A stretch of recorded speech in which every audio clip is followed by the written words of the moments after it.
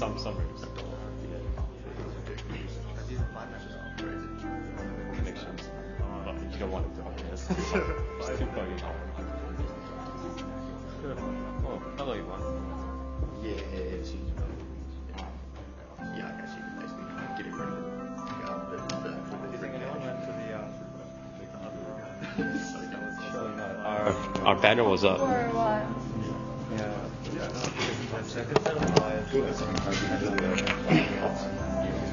I hope that's cool.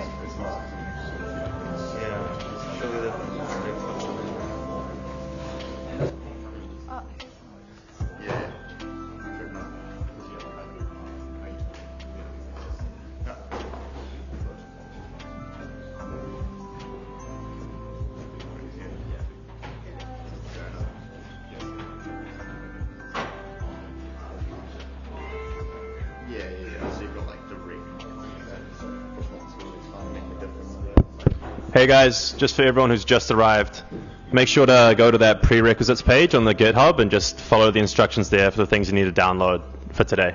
Thanks.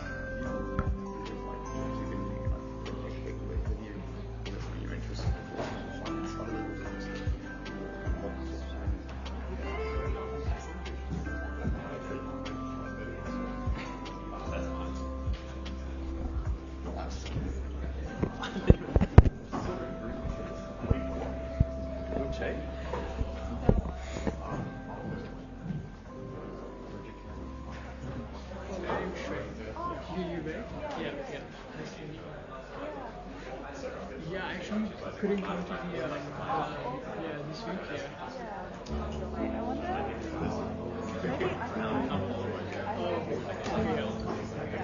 Maybe I can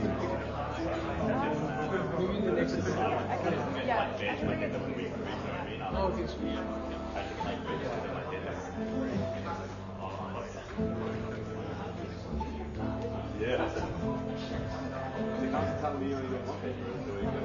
I'm doing software engineering. Third year, fourth year. Oh, are you third year? Oh, okay. So how are you finding stuff? I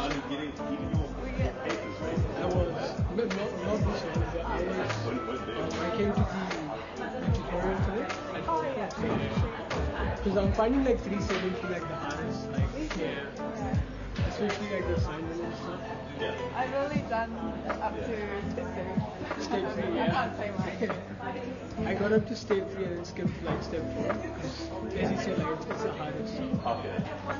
Fast track. How come you did that? It didn't miss that much. Yeah, actually like I'm the kind of person that like stays home and then like because I like to like pause the lecture while it's going on. Yeah. In the lecture, like sometimes it's hard to get out. That's why like code would affect like the other people not me because I like to stay home. Fair enough.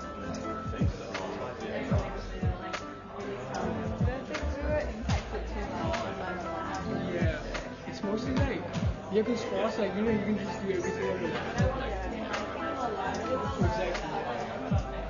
Whereas I think some of those degrees like require practical work. It's easy. like survey, they were going to work on a survey. Oh yeah. Supposed to be like a highlight. Yeah. Just skip that.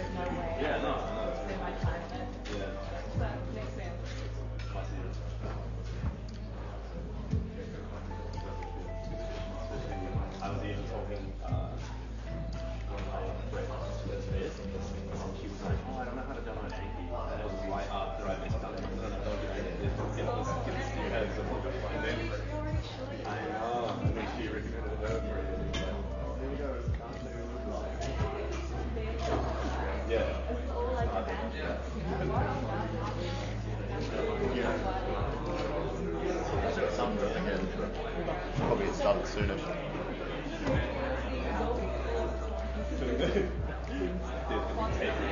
I saw the car's already forgotten. Blind spot, I reckon you get an honorary.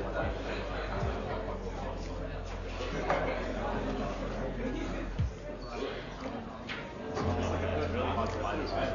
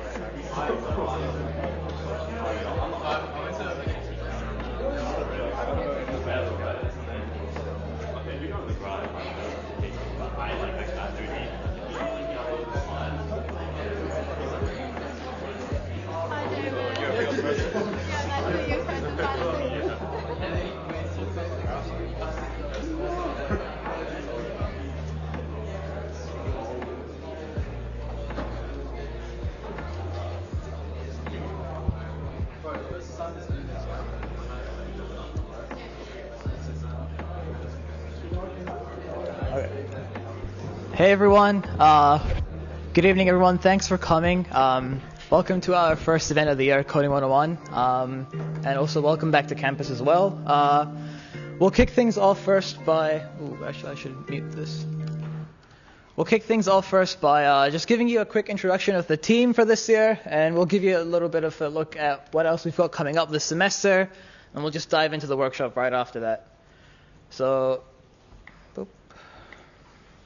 Huh? Oh, never mind, whatever. Okay. So the team. So at the executive level, there's me, the president, and Adam right there. He's our vice president. We also have our logistics team. So these are the guys that handle, the behind-the-scenes stuff, the bookings, the catering, which we'll be having later on. We've got Casey leading the team, along with Yoongi and Yue as a secretary, and Tanya as our treasurer. In our marketing team, we have Michelle leading the pack, with Lance, Lily, and Jamin, and we have Bill as our photographer as well. Our biggest team, tech team, is responsible for basically planning and running these workshops. So leading this, we have Alan along with Liam, and the three individuals running this workshop are Ben Ben Payne, Ben Chen, and Shrey Taylor. And we also have Ben Halstead, CZ, and Reina with them. So a quick look at the events we've got coming up this semester is obviously the one you're at. There's the one next week, our Industry Night event. So that's where we invite all our sponsors to give you a talk about what they do, and then you can network with them afterwards. We have an interviewing workshop coming up in around week 5. So this is basically crafting your CV and then nailing the tech interview.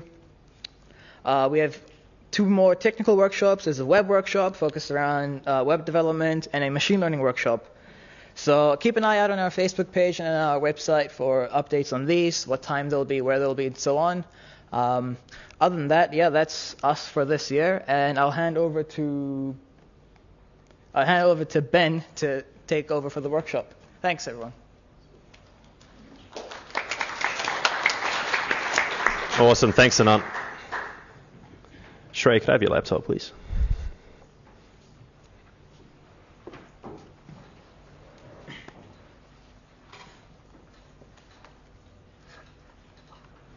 That screen on that one as well? No, just there, man. We go. Okay, thank you.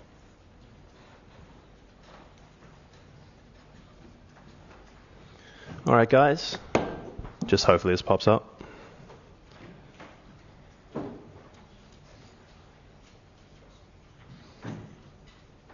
Cool. Yep. All right. So, hi everyone. My name's Ben Payne, and I'm going to be teaching you guys the first part of Coding 101 today. If you haven't already done the prerequisites, like I've been harping on, shame on you. No, I'm kidding. Just make sure if you haven't, make sure you hit up that link, and you'll see on the repo, it's just an easy list of instructions to follow. And if you've had any trouble doing that, we have our wonderful TAs over here. So as we can see, they'll put their hands up. Some of them are hiding down here now. But throughout the workshop, if you have any questions, any problems, raise your hand. One of these guys will come across and help you. Cool. So just how this will run, we'll have the slides on this side here, which will kind of give you a detailed explanation. And then myself, Ben, and Shrey will be coding on this computer over here. So let's get started. So first, I'm just going to create a file where we're going to start our coding today, right? So I'm just going to hit New File and call that Coding 101. Cool. And in the prereqs, you would have been told to download Visual Studio Code. So I'm just going to go ahead and open that. Shrey has it conveniently down here because he's a good coder. So I'm going to open that there. And as we can see, I have this open page here. And I'm just going to open the folder we created. So go in here, go to the desktop, and we've got Coding 101 open. Cool. All right.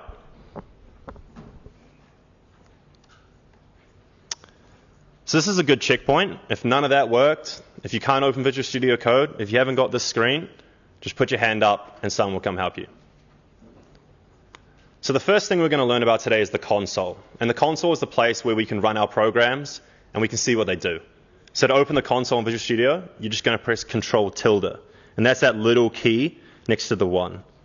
And as you can see, I've already got it open here. Sweet. Can everyone see that as well, by the way? Do you want me to zoom in a bit? Yes? No? Sure. Let's see if... All right, that a bit better? Sweet. Cool. So make sure you've just got it hovering over the terminal tab here as well. Awesome. So to run our code, we're going to need to create a JavaScript file. And to do so, you're going to navigate to this bar here on the left and just hit the New File button here. And we're going to call this file index.js. And then we're going to press Enter, and we can see that pop up in our editor now. So the reason we call it index is that in JavaScript, it's convention that the first file or the root file is called index, and then .js tells our computer that there's going to be JavaScript in this code. Now we're going to write our first line of code together. I'm just going to type it out, and then you guys copy me, and then I'll explain what it means. So we're going to type console.log and just do a simple hello world here. Notice how the hello world is in between quotes here. And then we're going to save that file. Awesome. So like I said before, we open the console here, And what this code is doing is just telling the console to print or to log whatever we put in these braces, in these brackets, sorry. So here we're just telling it to print hello world. Now to run our programs, we're going to type node and then the name of the file, which is just index.js. Okay? You asked to download Node in the prereqs. All you guys really need to know is that Node makes it able for us to run a JavaScript file on your computer. Really nothing much to it. And then if we hit enter, you get an error.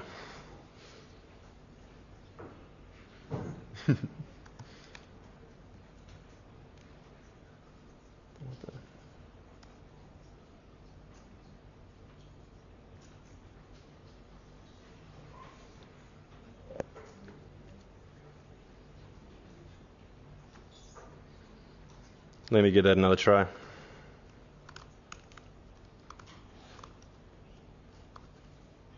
Awesome, don't know what happened there. But as we can see, we've got hello world printed out. All right, so some of you might have an issue with Node. You know, it might be throwing an error or something like that. If anyone has that, put your hand up and someone will come help out. All right, we got a few down here. That's cool, and just here. So we'll just wait for a bit to iron these issues out real quick.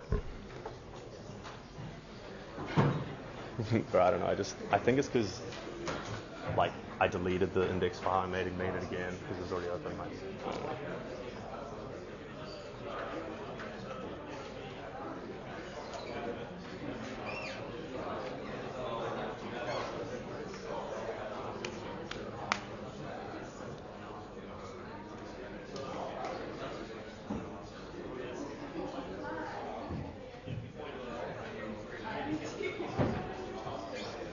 Anyone else? Just keep those hands up. Keep those hands up.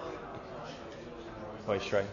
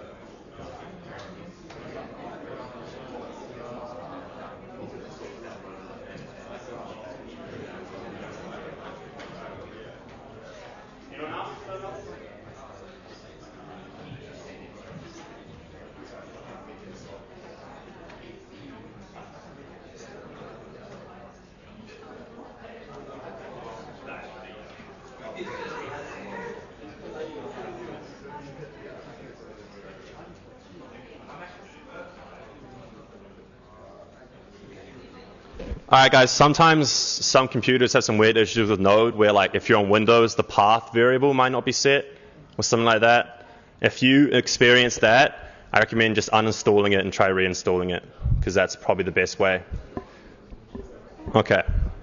Just for time's sake, we're going to have to move on.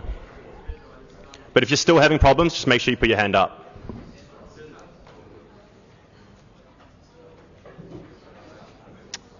Cool.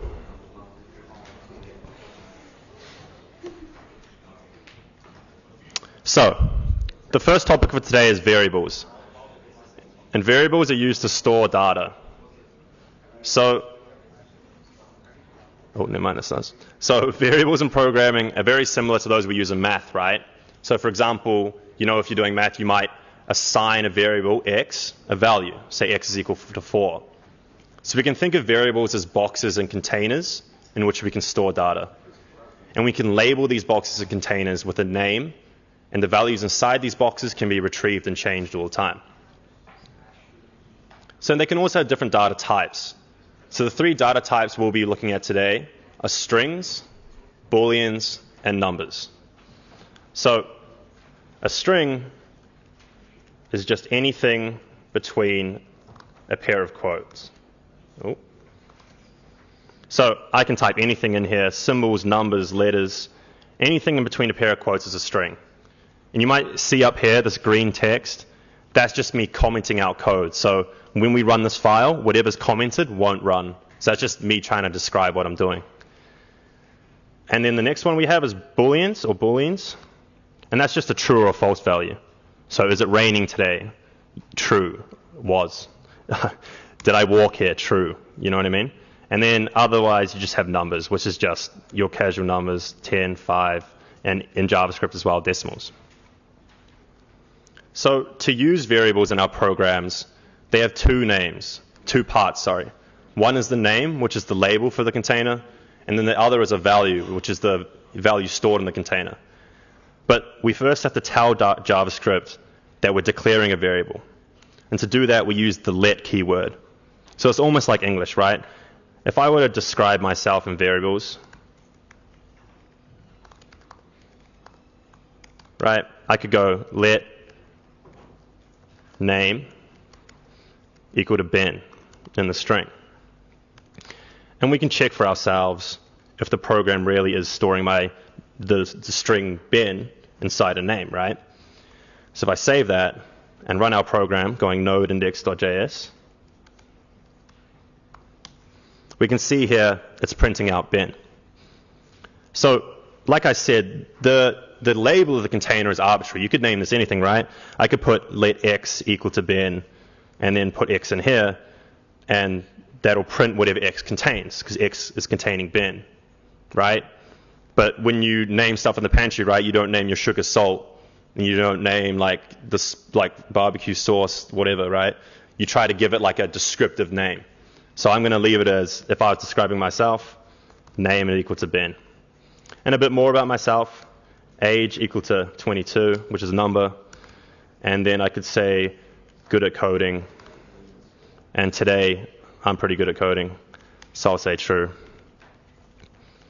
Sweet. And all these different variables are used to describe something, which is me, right?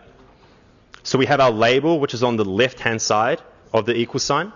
So that's the label we're putting in the container, and then the value inside on the right-hand side. So this equal sign is often called an assignment operator, because you're assigning a value to a variable. Cool? Awesome. Moving on. So the most basic form of computing is the ability to perform calculations. And you have a bunch of basically every arithmetic operation in JavaScript. So you can have addition, say like 5 plus 10. Then you have subtraction, say 10 minus 5. Division, multiplication. The only one you probably wouldn't have come across if you haven't done programming before is the modulus or remainder operation. And what that does is it simply just takes the remainder of whatever this number here is on the left divided by the number on the right. So if I had 10 modulus 2, 10 divided by 2 is 5, no remainder, so that'd be 0, right? And we can just console.log this as well.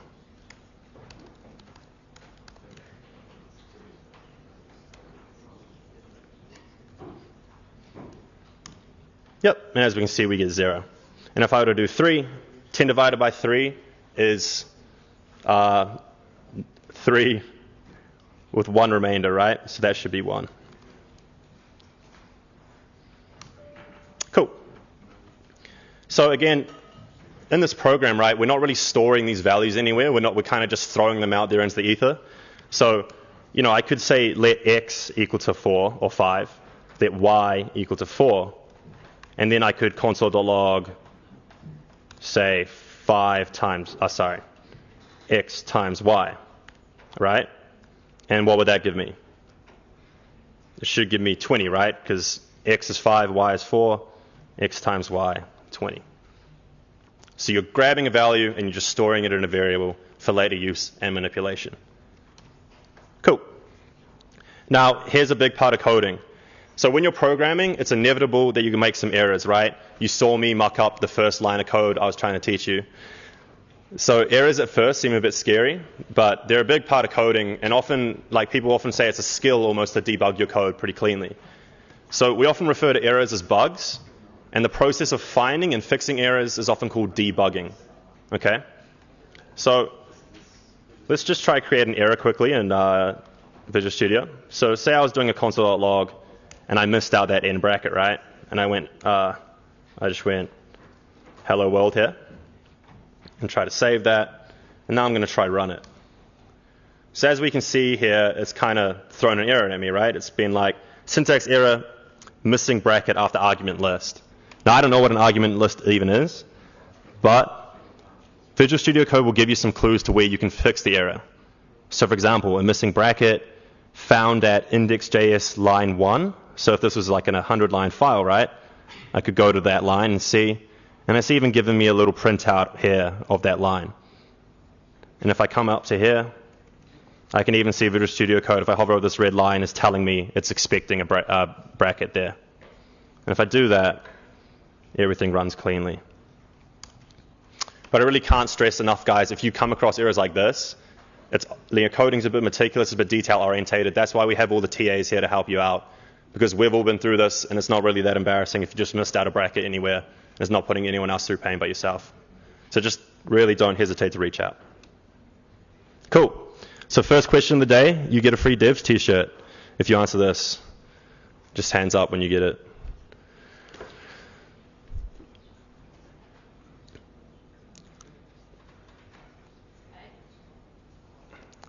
Let me double check that. I believe it's not 8. I didn't see the other hands because I was busy figuring it out. Oh, yeah. Correct, my man. Good job. So, I don't know if we have them here yet because they're a bit of a rare commodity at the moment. But if you come to us after and give your name, we'll give you one.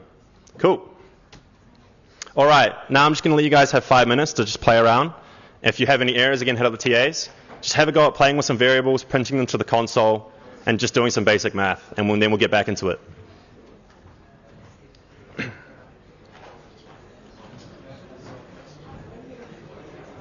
What's up? Apparently they can't really see the screen. Oh, really? Yeah. Oh, because of the lights. It's too dark. Maybe not that one.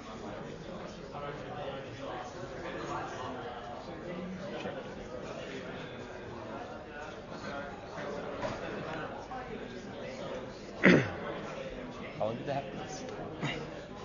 2 minutes. Okay.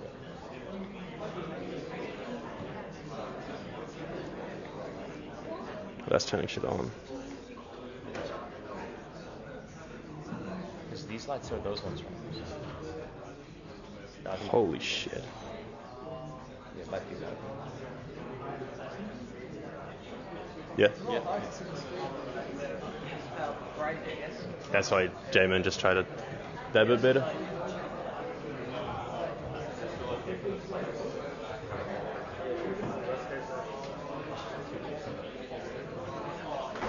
This dude had a node problem over here. Yeah, it's sorted. It's sorted?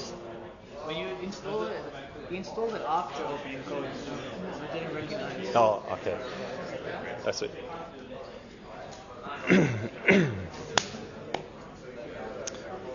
Alrighty. I hope you all had fun doing that. We'll now move on to arrays. So I'm just going to clear my terminal here by typing in this clear command. That's just kind of wipes it a bit clean, make it a bit tidy. All right.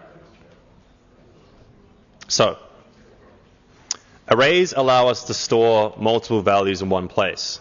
So if we're going back to our old analogy, right? If a variable was a box with a value in it, then an array would be a shelf of boxes with values in each box. So in JavaScript, we create an array with square brackets and with each of the values separated by commas. So let's make our first array. So I'm going to go let fruits equal my square brackets, and then I'm going to type apple. Let's put an apple in there, maybe an orange, and then grapes. Cool. So the idea of an array is that we collect information or values that have some sort of identifiable relationship, right? So here I've named this fruits array, and it contains fruits. I could do, coding 101 teachers, and I could put burn, bin, and Shrey. So there's a relationship between each of those values, right? So again, there's unlimited amount of fruits, right? Probably not unlimited, but there's a large amount of fruits in the world. If I really wanted to, I could go let fruit 1 equal apple, right? And then so on and so on, fruit 1, fruit 2, fruit 3. And that could be how I want to organize my data. But again, that's pretty efficient and pretty stupid. So an array is a good idea when you have bulk amounts of data that has some sort of relationship in them, between them. Cool. So now let's learn how to use arrays. So the main thing about arrays is that they're ordered, so they're sequenced.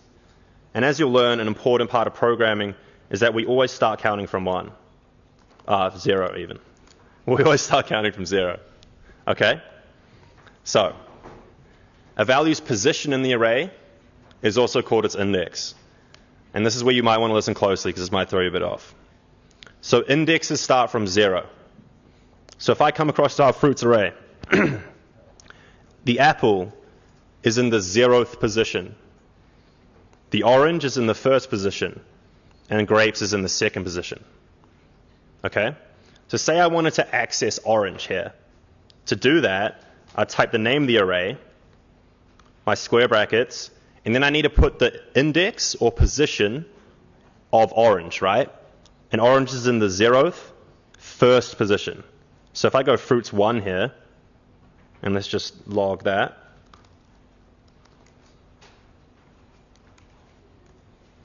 I should get orange. And we do. Okay? And say if I was to go fruit 0, I'd get apple. Cool? So using this, we can also change an element, right? So say, no, I don't like oranges. I'm going to now put a pear in there, right? So my orange is at index 1, and now I'm going to assign it something else. So let's say pear. Okay?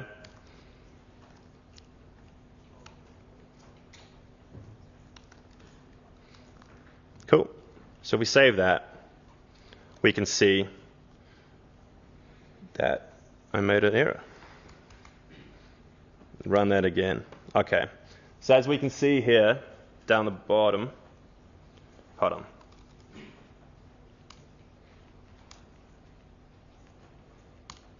As we can see here, before we changed it, so at the start here, our array is this, right? We then change orange to be pear, and as you can see, logging into the console again, this second element in the 1st position has now been changed. Okay? Now, later on, when you guys do your project, Shrey's going to show you this again, but I'll just show you now.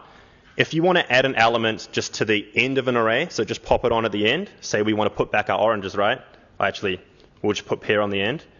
You can use a push method. So that's fruits.push, and then whatever you put in here will be added to the end of the array. So let's say pear. And if I console.log fruits again, you'll see that pear is not up here, right? But after this line here, pear is added to the end. And it actually brings me to something I should have mentioned. In most programming languages, if not all, you always start from the top and go down to the bottom sequentially. So it works through line 1, line 2, line 3, and so on. Cool. Moving on. So we have comparison operators. Often you want to compare two numbers, and you can do so using comparisons. But remember that a comparison operator will always result in a Boolean value, or a true or false value. And as you'll see, that's kind of almost intuitive, because if I were to say 5 is less than 6, you'd go to me yes, or true, right? If I were to say 10 is equal to 5, you'd be like false, no. And the same goes with JavaScript here. So if I console.log this,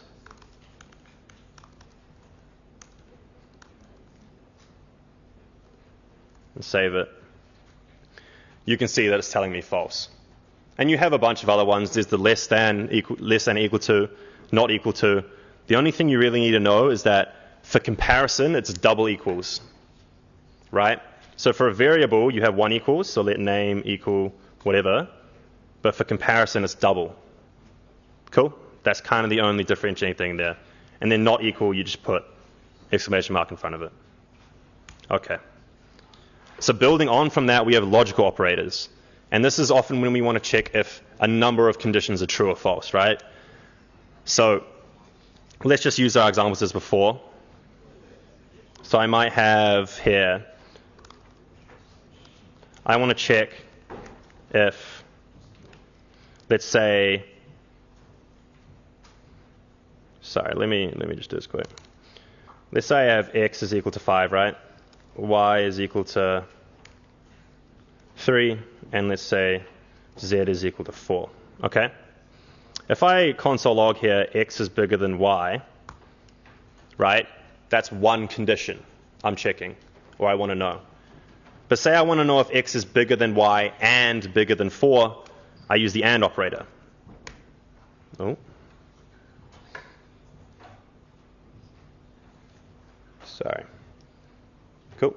I use the AND operator, which is just two AND symbols here, and let's check if x is also bigger than z. So this AND operator will return true if both of those comparisons are true. So if x is bigger than y and x is bigger than z, it returns true. And if you can also just read it up there, guys. So you see it's returned true. If one of these conditions is false, say x is less than y, which we know is false, it'll return false. The OR operator simply does I guess a lesser of that, where if one of those conditions are true, if only one, the other's false, it'll return true. Cool. And then lastly, you have the negate operator, which just whatever it gives you. So for example, x is equal to y here, we know that's not true, right? That's going to put out false. If I negate that, it'll simply give me the opposite. So here it should give me false. Oh.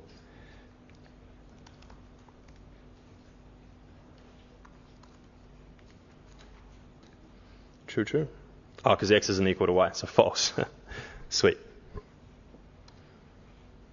And the last thing you're going to hear from me today, guys, is conditionals. So this allows us to make decisions based on a certain condition, okay? So when you're writing a program, you might want to perform a task based on certain conditions, right? If it's raining outside, take an umbrella sort of thing. So we use conditional statements like if and else to do this. So say, week was a bit ruined for you guys, but say, you're a bouncer and you're hired at a club, right? They'd run a small program through their head when they hand the ID over, right? They'll check your ID, they'll be like, is this person 18? Let me check their age. So it might be, let age equal to 18. Oh, whatever. Let's say they're 18, right? Then they're going to run through something in their mind, right? If this person is 18 or over, welcome in. If not, leave, right? So we could do if age is bigger than equal to 18, you're going to go welcome in. Else, or if not,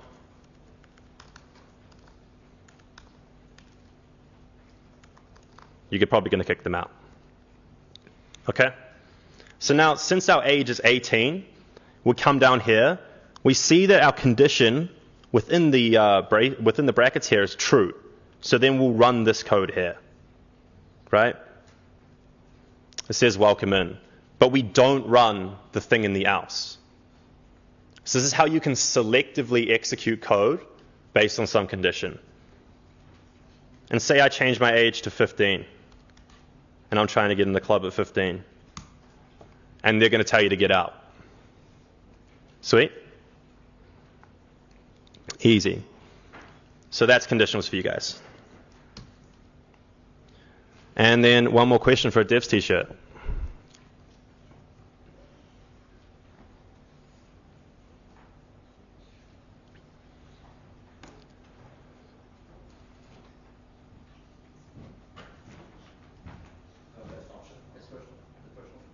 Nice, my guy in the green filler shirt. Cool, good job. So just come up after and get your t-shirt, man. All right, and then an activity for me, just create an array of any 3 numbers and write a program that prints out the largest of those numbers, okay? And then check if your code still works if you rearrange those same numbers. If you get stuck, ask a TA. Awesome, thanks guys.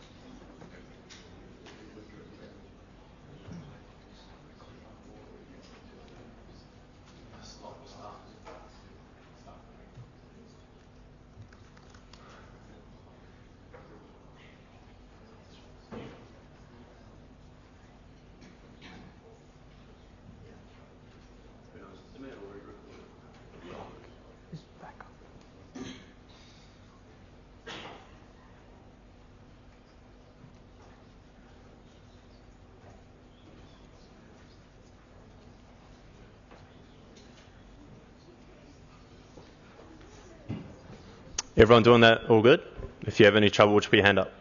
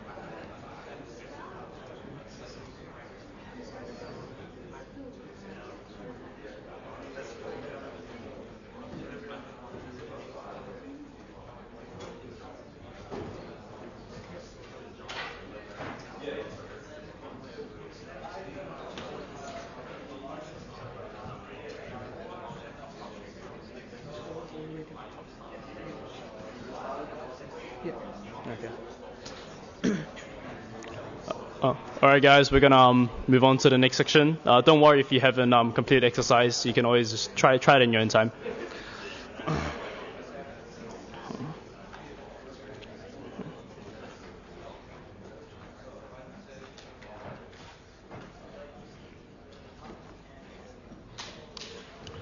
All right.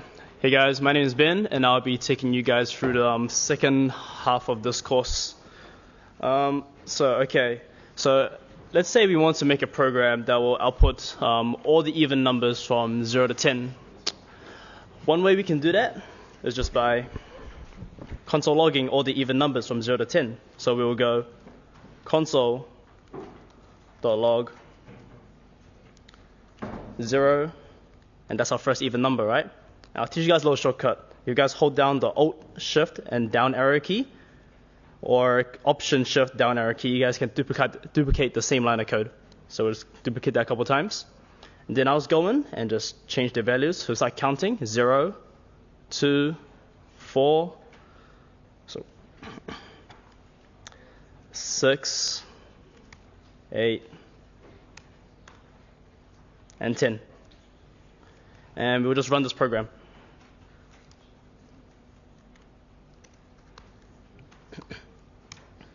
So here we've made a program that outputs all the even numbers from 0 to 10. But as you can see, there's a lot of lines of duplicate code, and this does not seem right.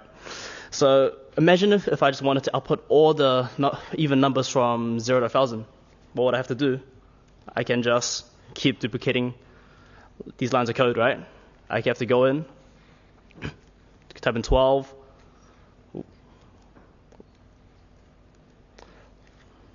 14, 16, 18, and so on. So this method will take about like a couple hundred lines of code, and that's just very tedious and inefficient. So surely there's an easier way for us to do this, right? So as you can notice, the start of this section is called loops, and the first loop we'll be looking at is a while loop. So if we want to run a piece of code multiple times, we would want something like a while loop. So if you can see here, a while loop keeps running the code inside the curly braces here. So this code over here, while this expression in here remains true. So the number variable here allows us to keep track of the progress of the loop. So every time the loop executes, we check the condition. So it was, I'll just demonstrate. You guys don't have to copy this yet. So we declare our number variable. We'll just write out the while loop. Our condition. So while the number is less than 11, we'll execute the code inside these braces. So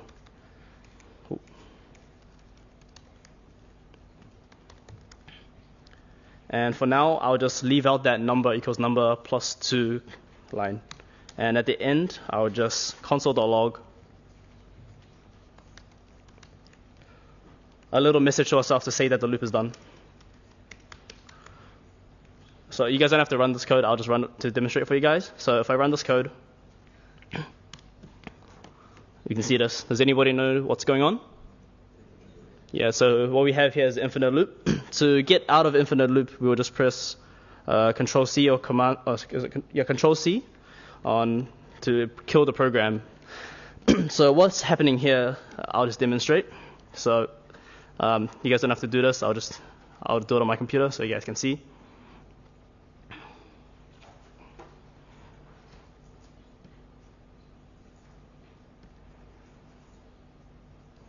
So we declare the number variable to be 0, right? And then we come down. Number 0 is less than 11. We'll enter the loop. We'll console log our number. We get 0. And then we'll go back, check the condition. Number is still 0, right? So we have to keep executing the code. And then here you can see just the counts of zeros we're calling out. And we'll just keep going. And we will never break out of the loop, so we will never reach this little line of code here.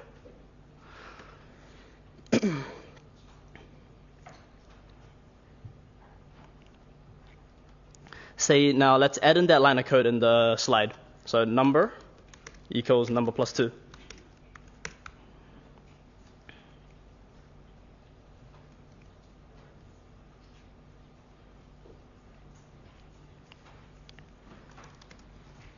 and we'll run that program.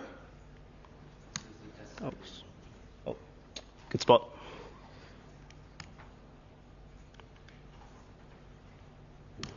Here, so we get a program that outputs all the even numbers from 0 to 10. So I'll just go into that in a little bit more detail. I'll just step through the code again.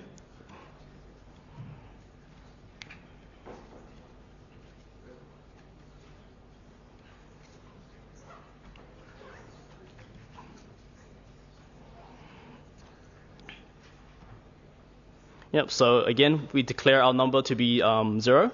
We go to the while loop. 0 is less than 11. We go in, console.log out our number, 0. Now, from 0, we add 2, right? And now 2 is still less than 11. We go back in the loop. We console.log out 2. Now, 2 plus 2 is 4. 4 is still less than 11. We go in again. And we keep going. We go, keep printing, plus 2, and console.log 10. So once we hit here, the number will be 10, right? So it'll be 10 plus 2. 10 plus 2 is 12. 12 is greater than 11, so we no longer go in the loop. So we'll break the loop, and we'll go hit our console.log. The loop is done.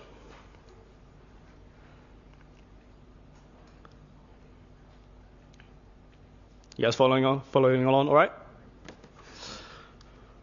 Yeah, so here's a little question. You guys tell me what the output of this program is.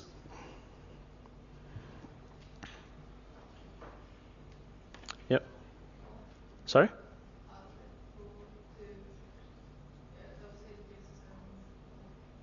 How many? So which one? A, B, or C? Sorry? B. Oh no, that is wrong. Yes, A. Yep. That is okay. I'll just show you guys a little how it works. So what's different here is that in the conditional statement. Oh, sorry. Okay. Okay. Sorry. Pretend that number was I, or I was number. Sorry, I didn't notice that. That's my bad, everyone. I'm sorry. Oh, sorry. I didn't notice either. Oh, okay. Yes, it was.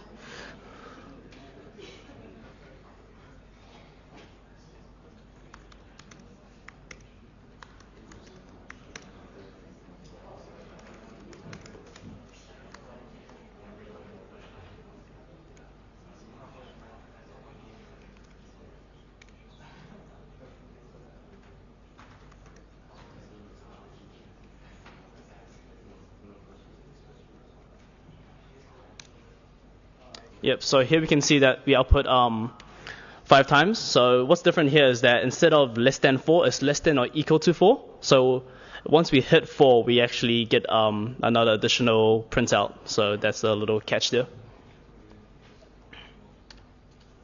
So the next loop we want to look at is for loops. So if we want to execute some code for a specific number of times, we would use something like a for loop.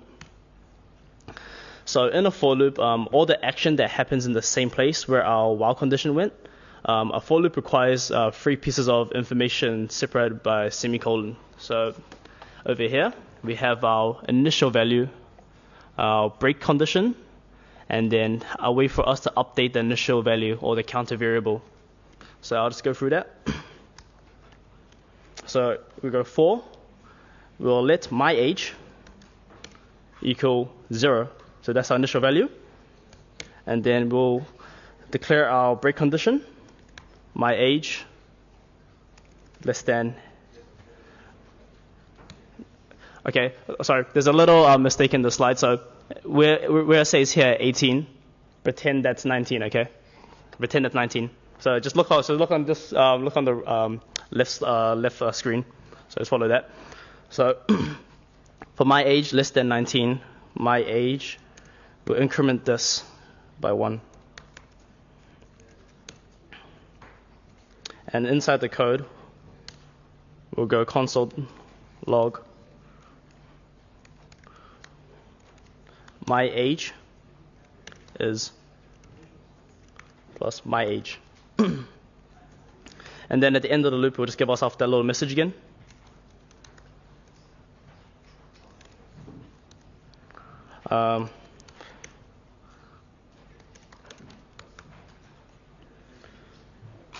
Yep, so if we just run this code, so we can see that we will output our age every iteration, and it increases by 1 each time until we hit 18, and we can finally break out of the for loop and go to the club. So just a little more deeper look like the previous loops. We'll just step through the code. So first, we're hitting the brackets of the for loop. So first, we give the for loop our initial value. So I'm telling the for loop, hey, my age is now 0. And then the second part is here, the little condition here. So what it's essentially saying is that while my age is less than 19, I want to keep executing the code in the braces. And then after each iteration, I want to increase my age by 1. So right now, age is still less than 19. We go into the for loop. We go here. And we will console.log my age is 0. And then, so this is one iteration. Now we add 1 to the age. And we're still staying in here to execute the code because age is still less than 19, right? So we keep iterating. We keep adding 1. We keep staying inside the for loop until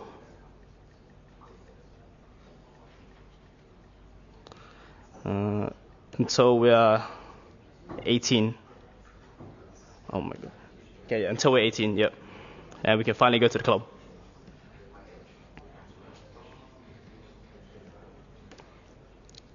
Is anybody stuck? Need to ask anything? We're good? Alright, so here's a little activity for you guys. Say what they get. Say what they get. Oh, yeah. So the winner of this, so the first person to show us finished program wins a Google Home Mini. So I'll start slapping that keyboard.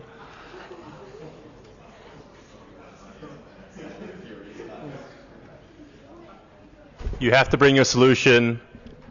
No, actually, just put your hand up. We'll try our best to pick the first one.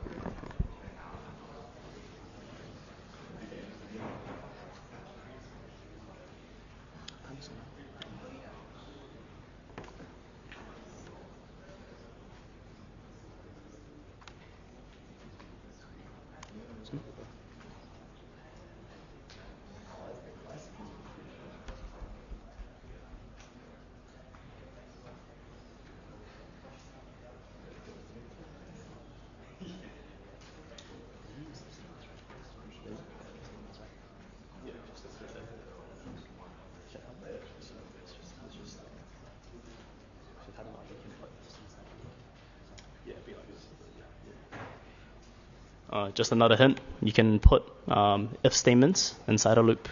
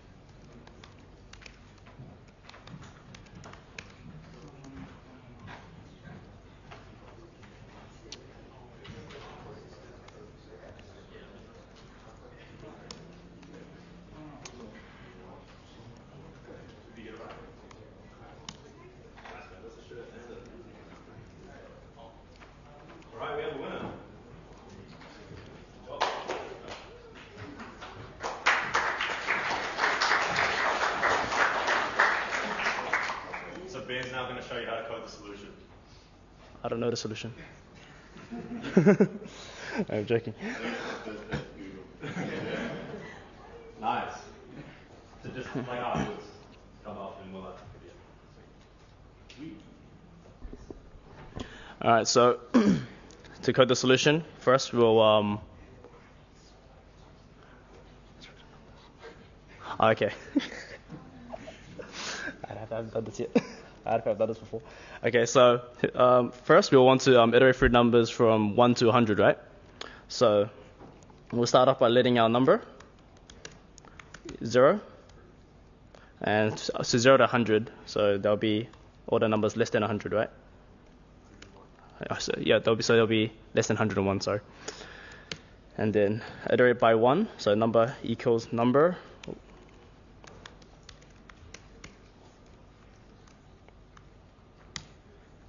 Alright, so for multiples of 3, so if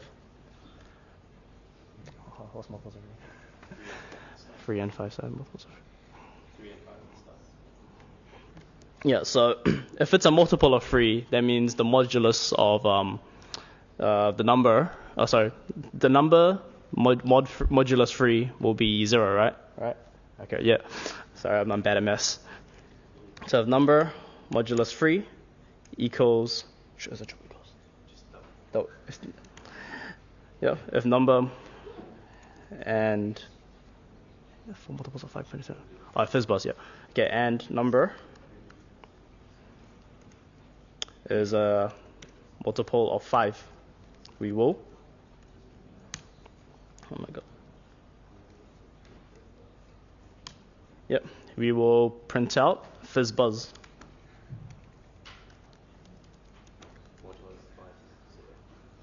Yep.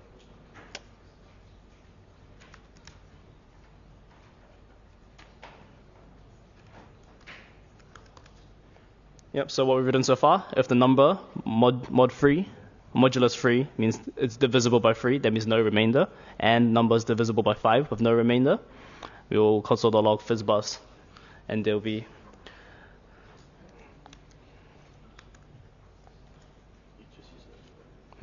okay.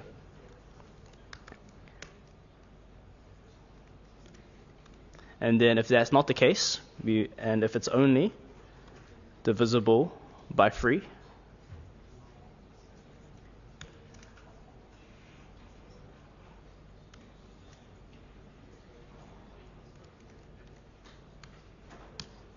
we'll console.log fizz.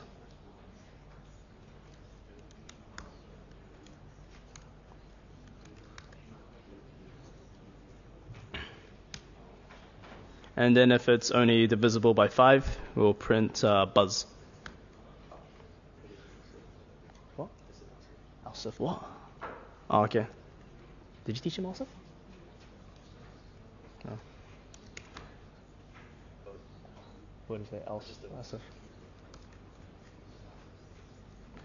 So otherwise, if the number is divisible by only 5,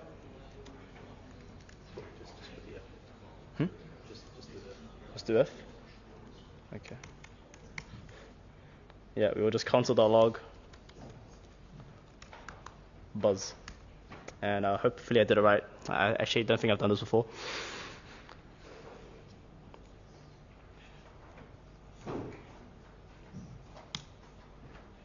And hopefully that's the right output.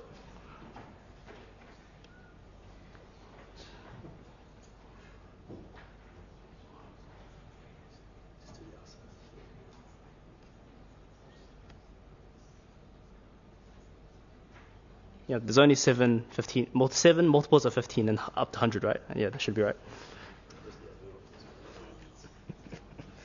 All right, so we'll go to the next part. Sorry, I'm really bad at maths. All right, so the next thing we'll be looking at is functions. So functions allow us to reuse code throughout a program, and functions are blocks of code that you write once, but you can be used multiple times to help reduce repetition. So functions contain instructions that use some inputs to create an output. So let's take a real-life example, say a car wash.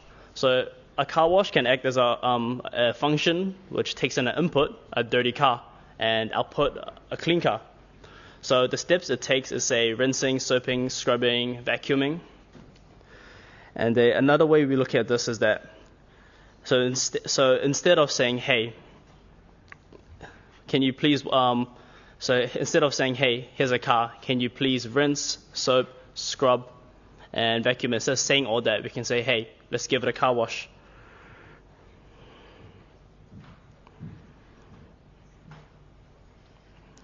Yeah, so let's look at a real so functions allow us to reuse them multiple times. So yeah, as I said earlier, instead of keeps repeating to someone all those steps, we can just put it under a term, say car wash, right? So instead of writing everything twice or repeating ourselves a lot, we write functions so we don't have to repeat ourselves. So instead of writing wet code, we like to write dry code, so in the brackets here. So let's look at some code. So just like declaring a variable, we must also define a function. Defining a function defines the name and the code that we're about to execute when it's called. So to define a function, we write the function keyword over here, let's say it on the left screen. And then we write its function name with a set of brackets or parentheses. So that comes directly after the function name with no spaces. And then inside, followed by a set of braces, is what we'll call inside the function.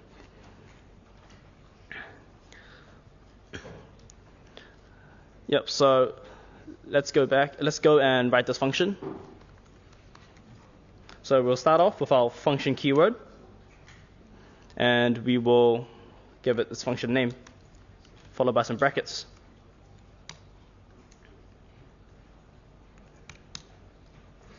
And then inside the brackets is what we will want our function to do. So we want it to make some noise, right? So we go beep, boop. And then defining a function will not execute it, so we have to call the function. To call a function, we just type out its name.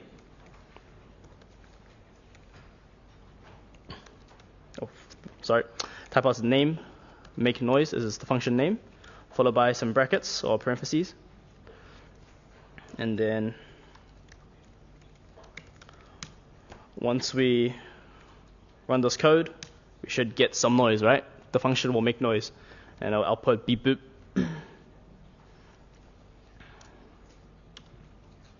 So here's yeah, you guys following along all right? All right, so here's a little activity for you guys. Put your hands up if you guys need help with this. It's okay.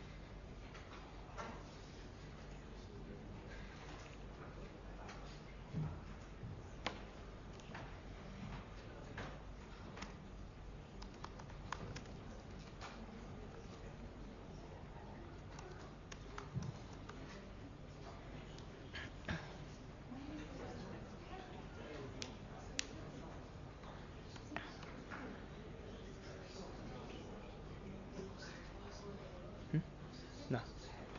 Still got like 3 more slides.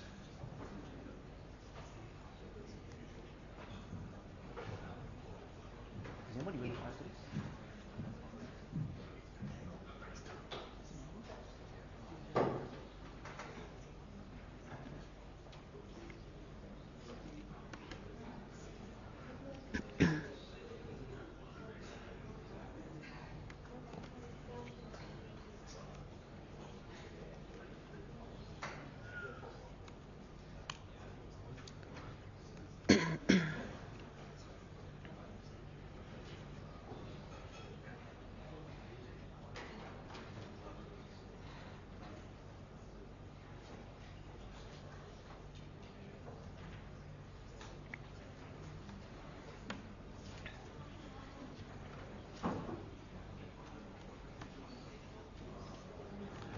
Alright, so let's move on to the next session. That should be a pretty simple example.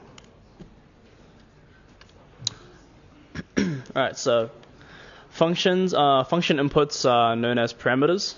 So when we define a function, we can also define parameters that the function will use. So parameters are given a name and are written inside the brackets or parentheses after the function name. As we can see here, x is our parameter. So if you just write this code out, function keyword, our function name,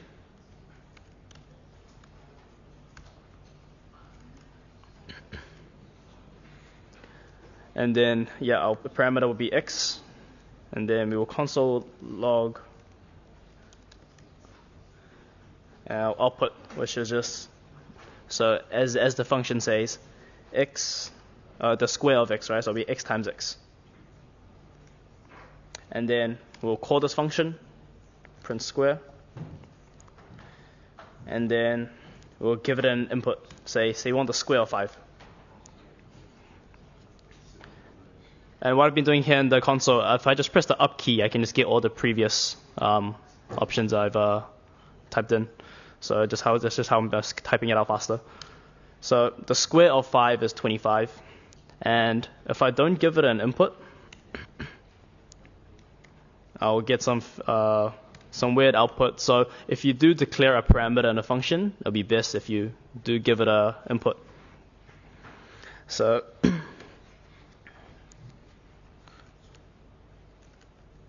as I mentioned earlier, functions allow you to reuse code and help you reduce repetition, right? So instead of writing a lot of, say, instead of console.logging 5 times 5 and all that, instead we can simplify it just to do print the square of 5 or print the square of 3 instead of writing 3 times 3. So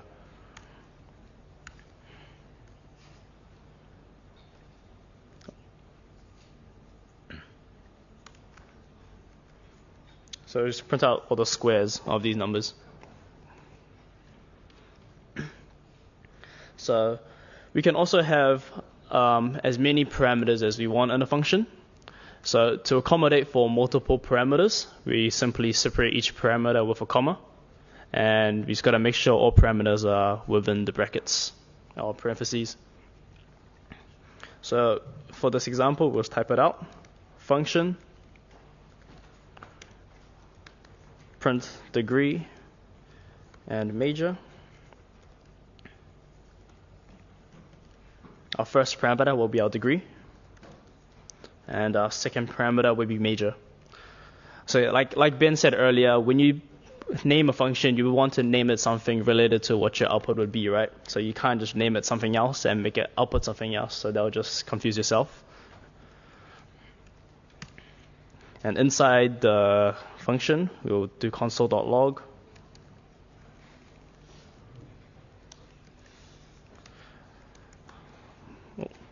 I'm currently enrolled in space, close the string plus our degree. So that's our first parameter, plus full stop space, I'm majoring in, plus my major.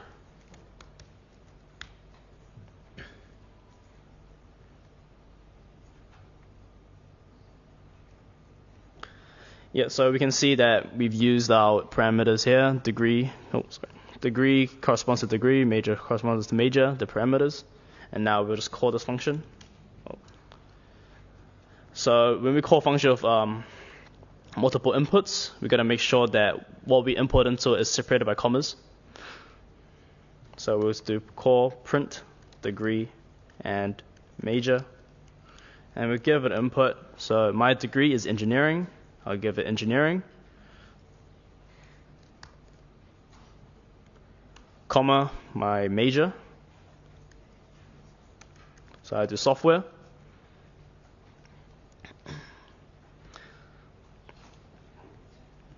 Yep, and I'll call that function, and yep, we will get the output. I'm currently enrolled in engineering and I'm majoring in software. So we just got to make sure that the order of the inputs also match what you actually want out to output. So here, engineering is our degree, software will be our major, so we got to try not to mix it around when you're calling your functions.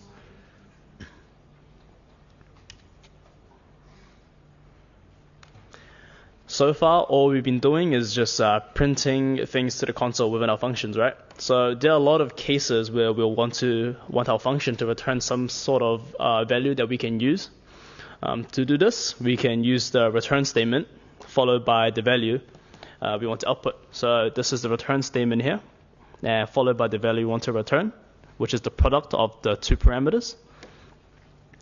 And then the return value can be stored in a variable, array, and used in comparisons or anything else. So here we declare the result and we assign it the function. The output of the function will be 10 multiplied by 5, right? So I'll just type this out for you guys.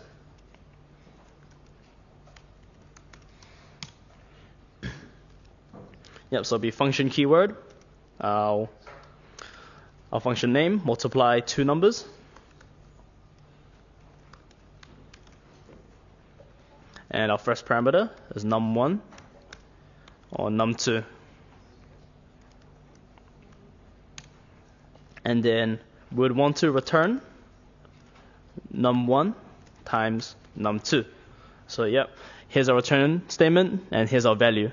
So we just want to return the product of number 1 and number 2. And now we got to call this function. But first we got to declare a variable. We'll declare result as our variable. And we will assign the output of multiply two numbers to it.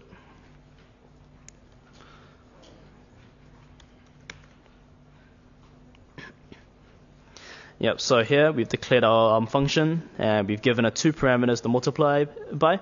And then it will just return the value into this result variable here. And then if we just console.log this variable,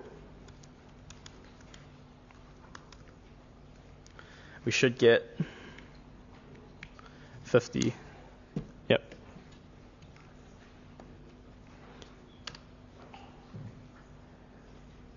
And here's a little activity for you guys, and another Google Home Mini is on the line here. So, all right, get to it. Count 1, 2. Oh yeah, count 1, 2. Sorry.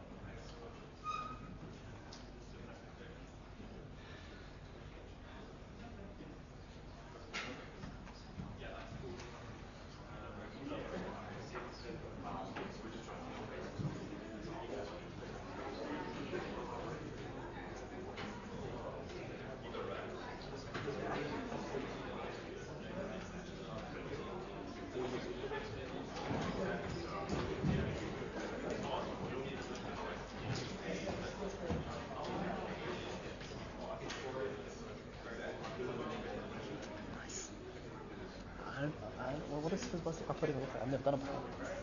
I can type it in right now. We've got it. I don't want to put it out because it might take too long. This? Yeah. Ah, okay. So, do you remember where you wrote? Alright guys, we have a winner. I just didn't include the numbers. Come on, what's your name? But they didn't teach us. I can't put it. Oh, you sure?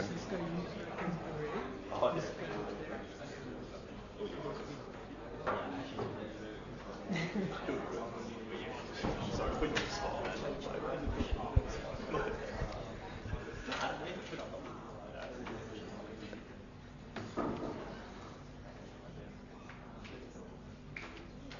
Okay, so hey guys, my name is Shrey Taylor, and I'm going to be running the next part of the lecture today, right? So I'm sure you guys have learned like a lot in the last 15 minutes. Like you guys learned about variables, you guys learned about different kind of loops, and you guys even learned about if statements, right? If you want to like do this or that. And like believe it or not, like these things you might think that they're really like not useful at all, but when you go out to the industry, like many of the really large applications, like these things, these small things are what makes them up, right? So today, like I'm sure you guys all know of Jeopardy, you guys have played it before, and today we're going to implement like one version of Jeopardy that you can play with your friends and stuff, right? So before we get started with the actual technical bit, let me just explain in like really like easy way what an API is. So an API stands for like an application programming interface, right? So this might seem like really complex, but if I give you like an analogy, like let's say you want to eat pizza one day, right? But you guys don't have the ingredients to like make it yourself. You'd go to your like local pizza shop, tell him that I want to eat a pizza. Can you make me one? And since they have all the equipment, they'll make you the pizza. So similarly, you can see like a diagram here. Like let's say you, for your application, want something. Like let's say a piece of data. For our game today, like we want like a whole database of like questions and categories which we don't have. But let's say someone has already written up that database that has all that information, right? All we have to do is like go to that guy and be like, yo, can you just give us the information? So that's pretty much what we're going to do today. But you guys don't have to worry about any of like that much of the technical details, right? So before we get started, let me just for the guys who have kind of got the repo like on their personal computer, that's great. But if you haven't, can you please just go to this link over here, and then I'll show you what to do next. Sweet. So if you go to that link, you'll get this page over here. So then once you're here, just click on this green button over here and click on download zip. And once you do that, you can just put it anywhere on your computer. I'm just going to save it to my desktop. And it is a zip file, so once you have it on your computer, you'll just have to like decompress it somehow. So for Mac users, you can just press spacebar and then just press decompress. And then you'll have like a folder that's over here. For Windows, I'm pretty sure you like double click and then just decompress it somehow. Sweet. So if I just go back to my Visual Studio Code, and close the current folder that I have open, I'm going to open that new folder that I just downloaded and decompressed. So that's this one over here. Cool. So now you should have like an environment that looks something like this. And the key bit for us is this Jeopardy folder over here. So if you just expand that out. Okay, yeah. We'll just give you 2 minutes to like do the decompressing and like opening in Visual Studio Code. Like, just tell one of us if you guys have like any problems or something.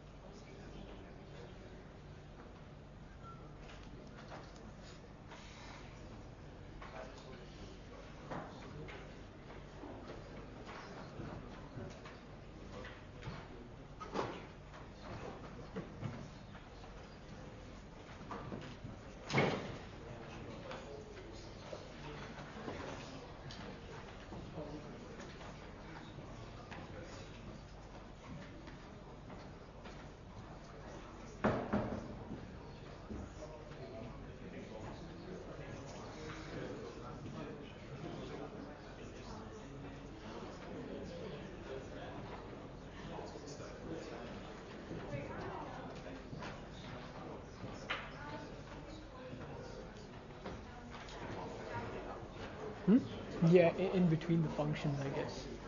Just do it right now. One more, anyone need help, and carry on. Okay. Sweet. So again, if you guys need help, just put your hand up and then we'll just come to you guys.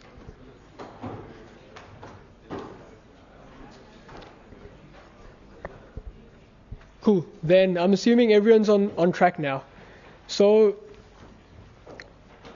what we've done is we've created 3 library functions for you. So you might ask what library functions are, right?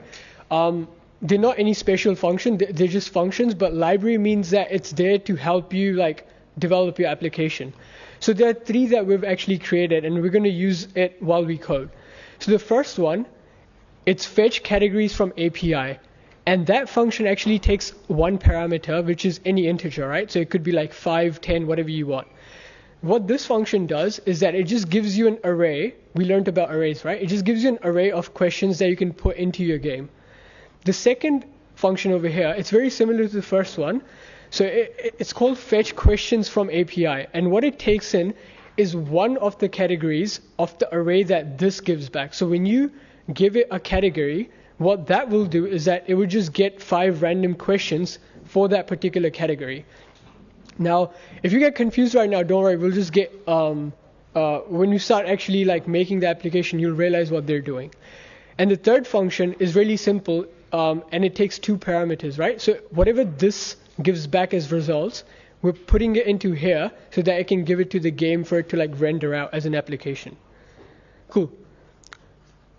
So I guess let's just start working on the exercise, right? So the only file that you will have to keep open is this exercise.js file. You'll realize that it is empty. So that's where we're going to write all of our code. Cool. So you may realize like in Jeopardy, you know how you have like columns for separate categories. Like you have category 1, category 2 until like 5, right? So let's use the first library function that we saw here, fetch categories from API, and get X amount of questions, or categories, right, from the API. So let me just define a function first called function get categories, and then this, right? Now, we saw this is like the basic skeleton of any function. It's just the special keyword called function, since it's blue. It's telling the language that this is a function that I'm starting to write. This is a name. So, you know, Ben, we did talk about the fact that function names have to be logical, so you know what they do. So in this function, it's just getting all the categories. So that's why it's named get categories. And then in the parameter, we want number of categories. Now this parameter is kind of important because whatever number you later put into this, like let's say like 5, 10, whatever it is, those number of categories will be rendered out to your game. So that's what this parameter stands for. Now, let's use this function, the one at the top, called fetch categories from API to give us a number of categories back to us. So first of all, let's just make a variable, categories. Let's just name it all categories, right? Is equals to fetch categories from API, right? And remember, this actually takes in a number. So this number that you have over here, you pass it on to this function that you're calling. So number of categories. So when you pass this a number of categories, this passes on to this function over here when it's executed. And how many ever number of categories that is, that's assigned to this variable. Okay? So once you have, so I'm just going to comment that out actually, getting X amount of categories from the API, right? So that's what that particular line does. And now our function has to return that. So remember that functions can have a value that they return. So in our case, the categories that we got from the API, we return it from this function, right? That's simple. So you guys, some of you guys might have noticed that rather than making this 2 lines, which is like, you know, like why do more when you can do it in less, right? So you can just comment this out, and you could have just done this.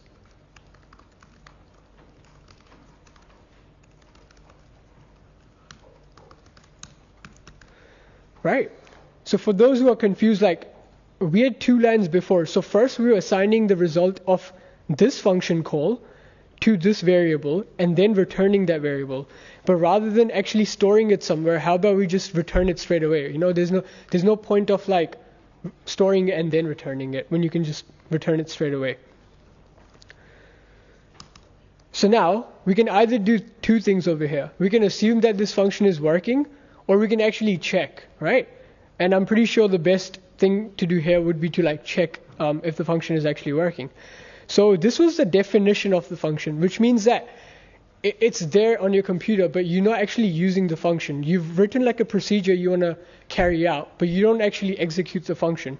So let's execute it out here. So let's just do let categories for game is equals to get categories.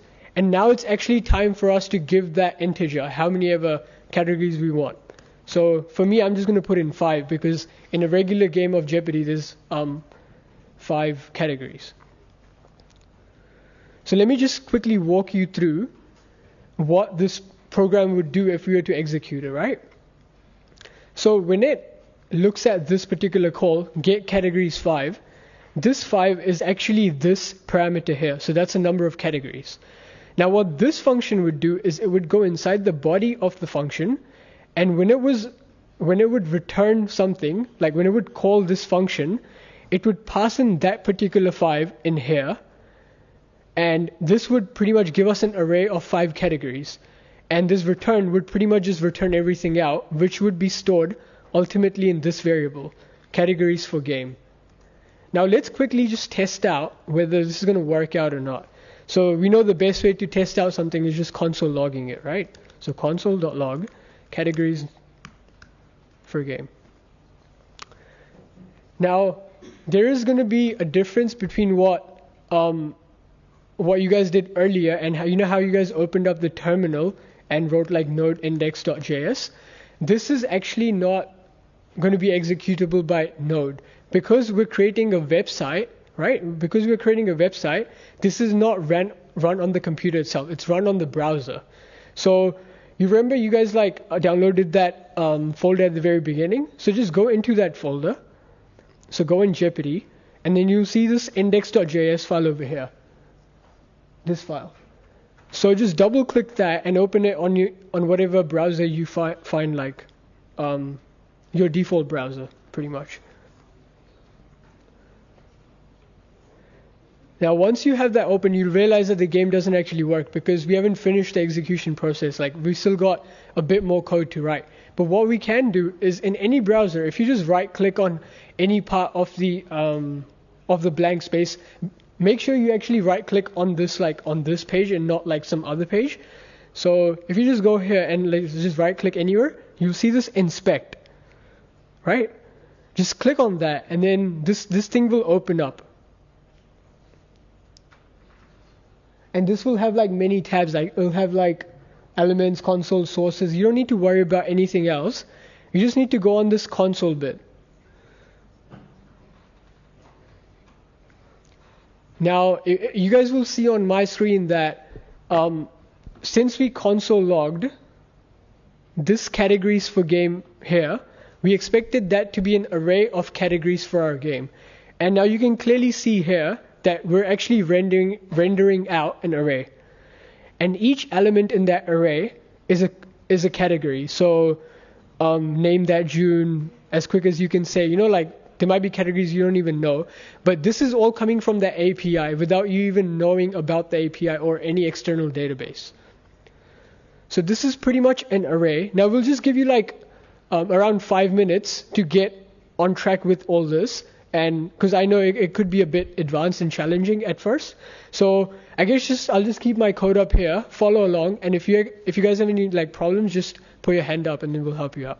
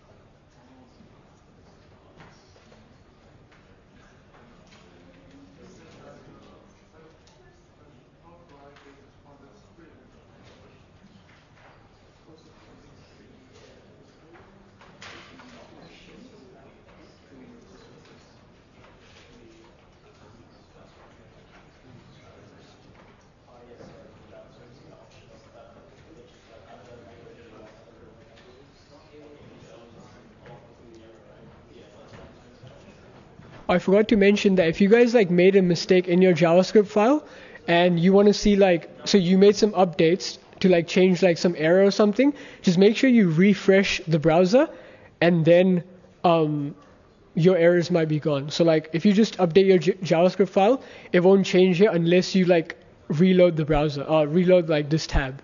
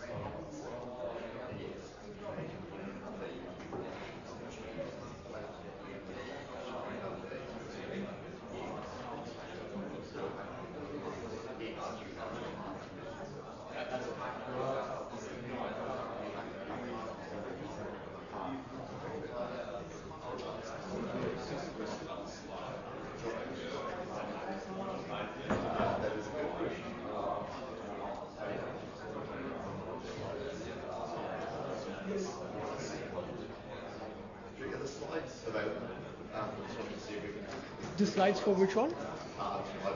Or like these slides? Will you know that GitHub repo? So the GitHub link that you gave you, we just put that up afterwards. Okay? Okay.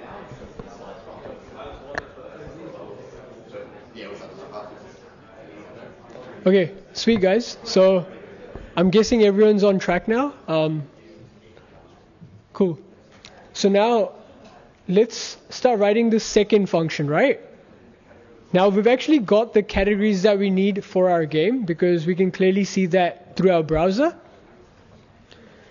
But now it's time to use those categories and ask the API for questions for those categories, right? So in order to write that function, I'll just write up the skeleton quickly. So function get questions, right? Now you're going to start using some of the loops theory that you guys just learned. Now, what this function is going to take is it's going to take as a parameter this array that you just got, right? So this array, like this categories for game, right? This could be like category 1 and then just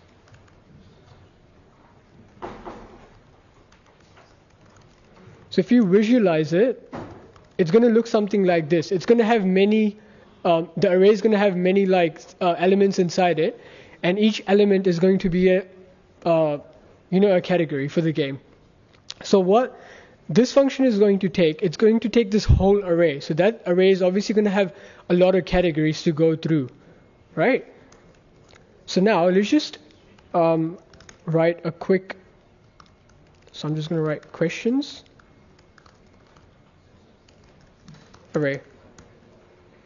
So what this is doing is that this is an empty array. That the square brackets, since there's nothing inside it, since it's just empty, that means you're initializing an empty array. And you're going to put the questions that you get later on in that array. Now, after that, we're going to make use of the second library function that we've written.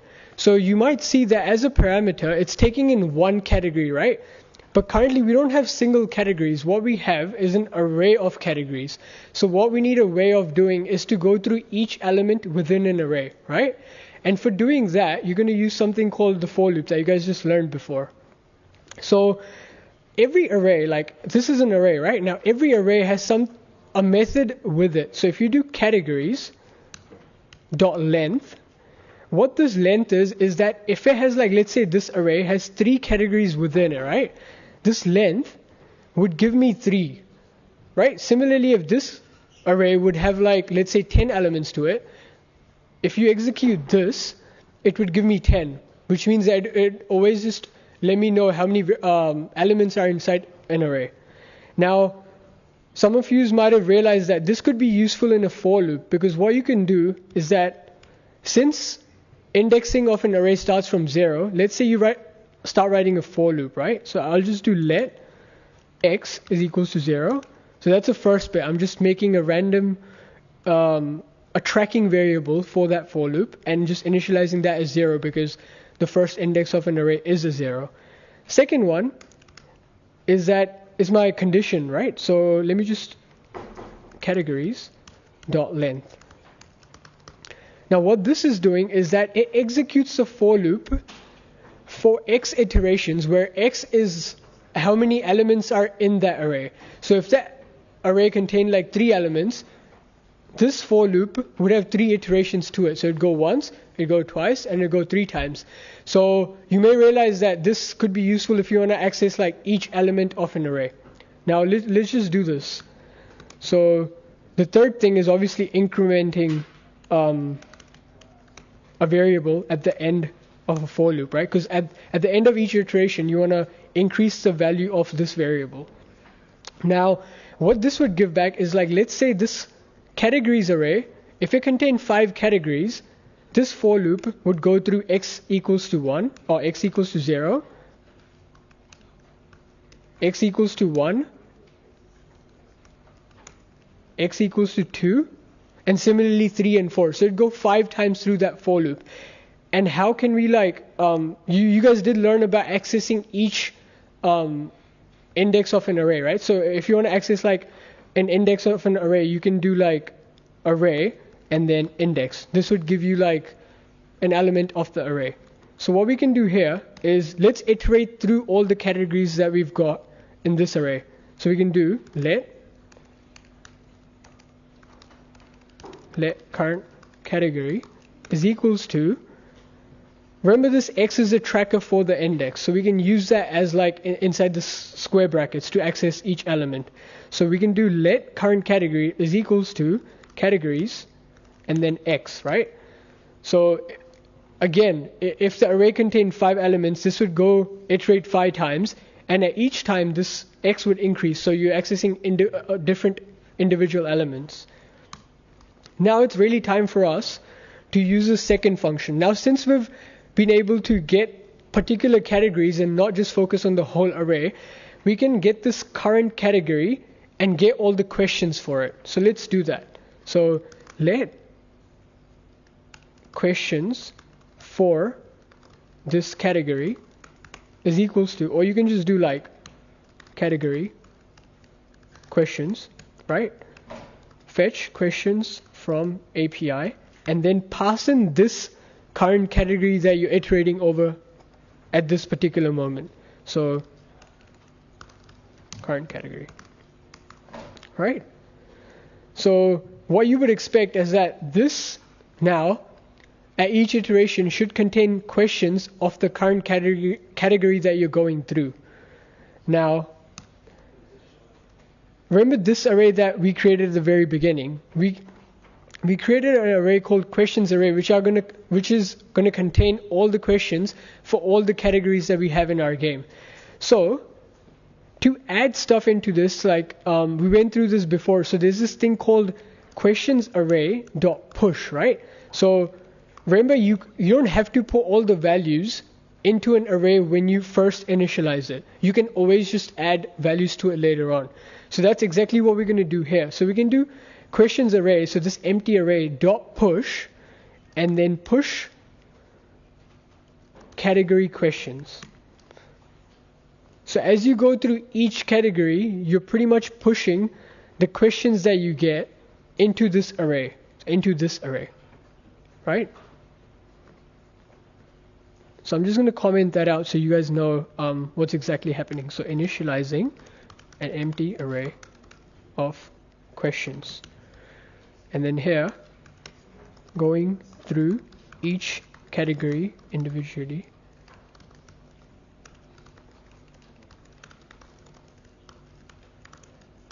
Right? And this, getting questions from the API for each category. And then over here, you just pushing questions actually, I should say, questions to the empty array. Cool. So at the end of this iteration, what we should have is all the questions for all the categories, right? Which means technically we should have all the data to create the game. So what we can do at the very end of this function is return this questions array. So since we've populated this questions array with all the questions that we need, all we need to do at the end of the array is just to, end of the function is just to like return the array, right? So that's because that's what the function is supposed to do. It's supposed to get the questions.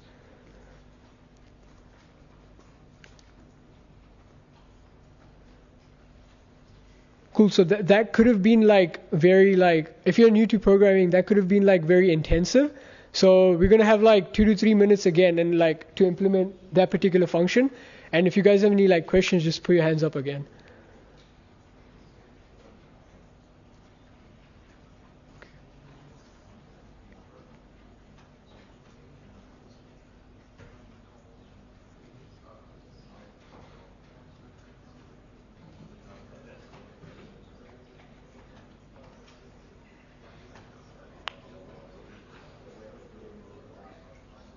Okay, cool. If no one has any questions, I'll just continue on. Cool. So once we've got all the questions, all the categories, and all the questions, all we need to do is use this last function over here, which says add to game, and that just takes the 2 parameters that we've kind of got now. So we've got all the categories, we've got all the questions, right? And now we can just pass it on to this function so that it can render it out. So now let's do let questions is equals to get questions, and then pass in this variable over here since it's got all the categories that we need. And once we have that, all we have to do is add to game, given the categories, and the questions. And by doing that, if you just, I'm just going to quickly go to the browser. If you just do that, you will have like a fully functioning Jeopardy, hopefully. Yep. Cool. So I'll just leave up the code for a bit if you guys need anything. Thanks for attending the lecture today, and I'll just pass it off to my partner. Sweet. Thank you.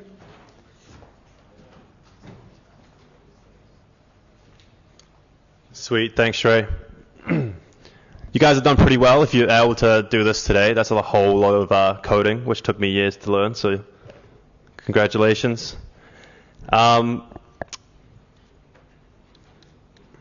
Yeah, congrats. Enjoy the game. We were going to play a bit of Jeopardy with you, but we're running out of time.